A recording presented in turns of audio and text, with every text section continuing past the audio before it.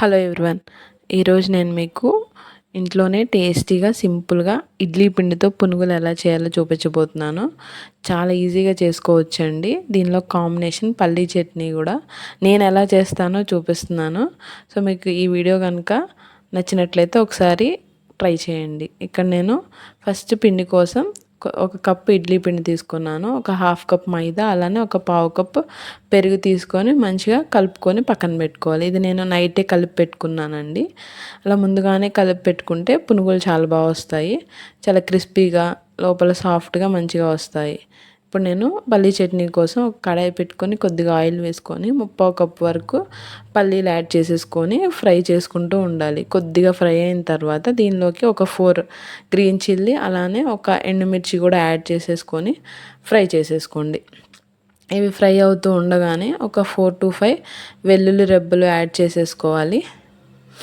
తర్వాత కొద్దిగా కరివేపాకు కూడా యాడ్ చేసేసుకొని అన్నీ ఫ్రై చేసుకోవాలి. ఫ్రై అయిపోయిన తర్వాత వీటన్నిటిని కూడా మంచిగా పక్కన ఆరబెట్టుకోవాలి. ఇప్పుడు పునుగుల కోసం ఒక కడాయి పెట్టుకొని ఆయిల్ పోసుకొని మంచిగా పునుగులు వేసుకోవాలి. ఆయిల్ హీట్ అయిన తర్వాత పునుగులు వేసుకొని అన్నీ కూడా ఈవెన్గా కలుపుకుంటూ ఫ్రై అయ్యేలా చూసుకోవాలి. మంచిగా ఫ్రై అయిపోయిన తర్వాత గోల్డెన్ బ్రౌన్ వచ్చిన తర్వాత వీటన్నిటిని పక్కకు తీసుకోవాలి. వీడియోలో చూపిస్తున్న విధంగా వస్తే పక్కకు తీసుకొని పక్కన పెట్టుకోండి.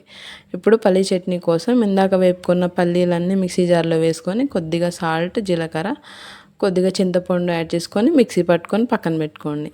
ఇప్పుడు ఒక కడాయిలో కొద్దిగా ఆయిల్, పోపు దినుసులు, అలానే ఒక ఎండుమిర్చి, జీలకర్ర, కొద్దిగా కరివేపాకు యాడ్ చేసేసుకొని మంచిగా పోపు పెట్టేసుకోండి. అంతే, పల్లీ చట్నీ కూడా రెడీ అయిపోయినట్లేదు. సో ఇప్పుడు వీటిని సర్వ్ చేసేసుకుందాం. మంచిగా పునుగుల్లోకి ఇలా పల్లీ చట్నీ, అల్లం చట్నీ కాంబినేషన్ చాలా బాగుంటుంది. నాకైతే చాలా ఇష్టం. మీలో ఎంతమందికి కాంబినేషన్ అంటే ఇష్టమో కామెంట్ చేసేయండి. వీడియో కనుక మీకు నచ్చినట్లయితే లైక్ చేయండి, షేర్ చేయండి, సబ్స్క్రైబ్ చేయండి. Thank you so much.